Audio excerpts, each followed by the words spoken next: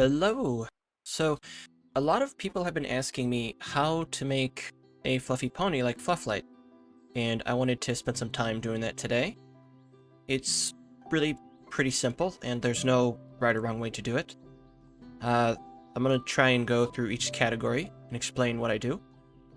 So, first step I usually go for is allow custom outlines, turn that all the way down, and it looks a little funky right now, but that's fine.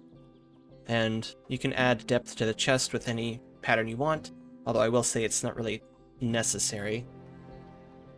So what I usually do first is I like to add a horn, turn it to the main color, change the magic to the main color. You can give yourself wings if you want, again, totally up to you. As you do the droopy ears. As for the mane, I usually select just what feels appropriate for the character. In this case, we could just keep it default. And I like to add this specific mane pattern here for the back mane, because I like to choose this pattern, and I like to set those bottom three to the coat color. And you can add any details you want, again, it's your character, no right or wrong answer, make it as poofy as you'd like. So for the tail, same story, just anything works, it's up to you. The face is where the real magic happens. First things first, I usually like to select an eye pattern that's closed so they don't blink. And we're going to change the eye color, the eye whites, and the eyelash to your coat color. Go down to markings, add a new layer, multicolored freckles.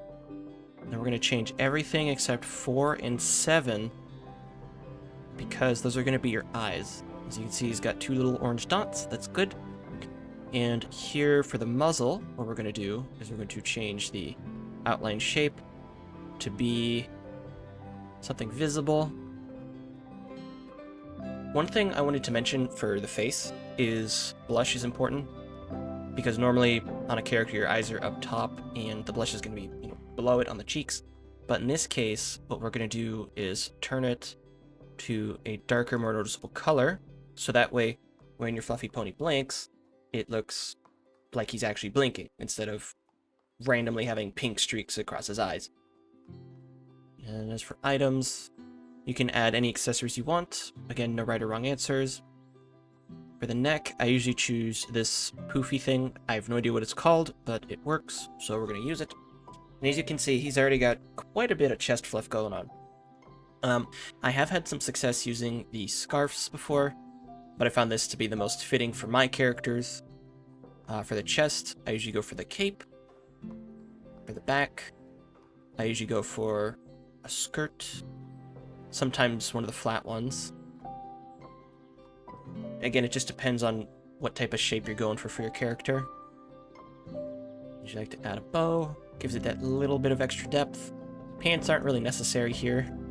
Legs, this is where the real fun happens, I guess.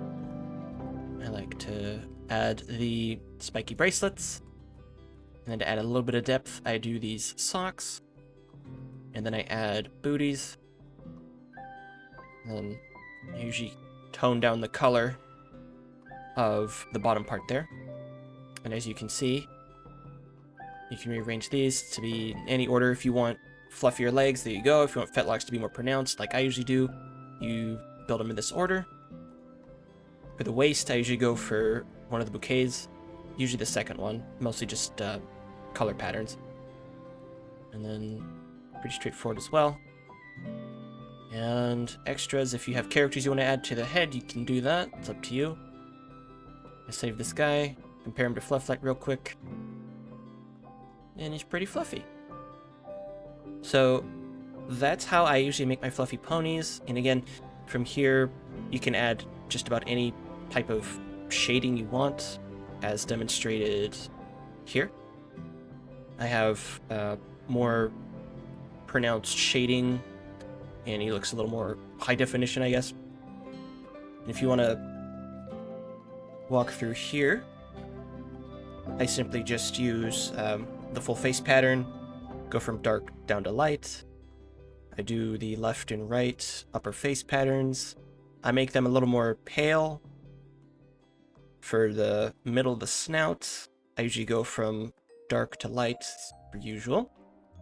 For the blush, it's not super noticeable, but what I like to do is I like to create a little indent for the eyes.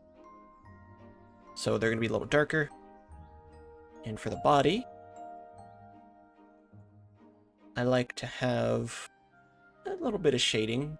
You know, we've created a small dark pattern on the face, and it becomes lighter the further out you go.